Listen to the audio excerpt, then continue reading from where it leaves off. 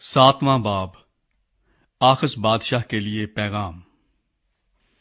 اور شاہ یہودا آخز بن یوتام بن عزیہ کے ایام میں یوں ہوا کہ رزین شاہ ارام اور فقہ بن رملیہ شاہ اسرائیل نے یروشلیم پر چڑھائی کی، لیکن اس پر غالب نہ آ سکے۔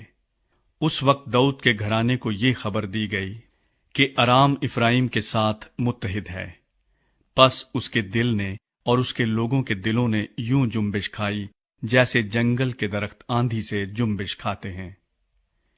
تب خداوند نے یسایہ کو حکم کیا کہ تو اپنے بیٹے شیار یاشوب کو لے کر اوپر کے چشمے کی نہر کے سرے پر جو دھوبیوں کے میدان کی راہ میں ہے آخز سے ملاقات کر، اور اسے کہہ خبردار ہو اور بے قرار نہ ہو، ان لکٹیوں کے 2 دھوئیں والے ٹکڑوں سے یعنی ارامی رزین اور رملیہ کے بیٹے کی قہر انگیزی سے نہ ڈر، اور تیرا دل نہ گھبرائے، چونکہ ارام اور افرائیم اور رملیہ کا بیٹا تیرے خلاف مشورت کر کے کہتے ہیں کہ آؤ ہم یہودا پر چڑھائی کریں اور اسے تنگ کریں اور اپنے لیے اس میں رخنا پیدا کریں، اور تابیل کے بیٹے کو اس کے درمیان تخت نشین کریں۔ اس لیے خداوند خدا فرماتا ہے کہ اس کو پائیداری نہیں، بلکہ ایسا ہو بھی نہیں سکتا، کیونکہ ارام کا دارالسلطنت دمشق ہی ہوگا اور دمشق کا سردار رزین، اور 65 برس کے اندر افرائیم ایسا کٹ جائے گا کہ قوم نہ رہے گا۔ افرائیم کا بھی دارالسلطنت سامریہ ہی ہوگا اور سامریہ کا سردار رملیہ کا بیٹا۔ اگر تم ایمان نہ لاؤ گے تو یقیناً تم بھی قائم نہ رہو گے۔ ایمانویل کا نشان۔ پھر خداوند نے آخز سے فرمایا، خداوند اپنے خدا سے کوئی نشان طلب کر، خواہ نیچے پاتال میں خواہ اوپر بلندی پر۔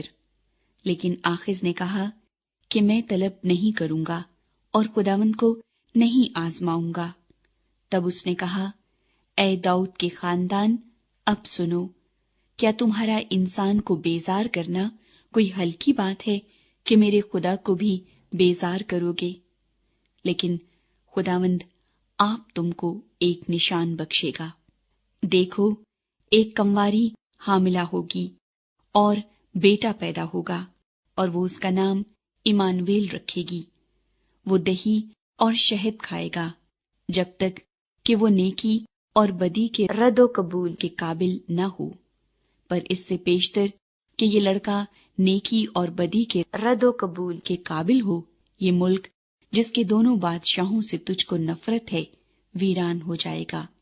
خداوند تجھ پر اور تیرے لوگوں اور تیرے باپ کے گھرانے پر ایسے دن لائے گا جیسے اس دن سے جب افرائیم یہودا سے جدا ہوا آج تک کبھی نہ لایا، یعنی شاہ اسور کے دن۔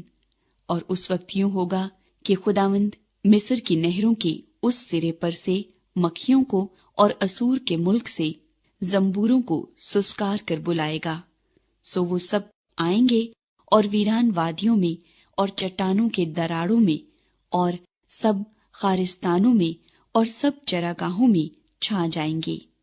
اسی روز خداوند اس استرے سے جو دریائے فرات کے پار سے کرائے پر لیا، یعنی اسور کے بادشاہ سے سر اور پاؤں کے بال مونڈے گا، اور اس سے داڑھی بھی کھرچی جائے گی۔ اور اس وقت یوں ہوگا کہ آدمی صرف ایک گائے اور 2 بھیڑیں پالے گا، اور ان کے دودھ کی فراوانی سے لوگ مکھن کھائیں گے، کیونکہ ہر ایک جو اس ملک میں بچ رہے گا مکھن اور شہد ہی کھایا کرے گا۔